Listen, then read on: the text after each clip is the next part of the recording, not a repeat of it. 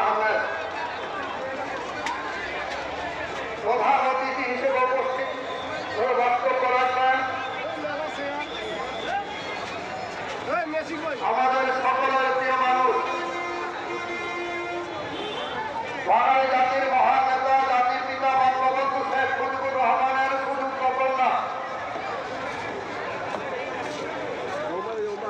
দেশরত্ন শেখ হাসিনার অত্যন্ত বিশ্বাসভাজন নেতৃত্ব ক্ষমতামন্ত্রী বাংলাদেশ সরকার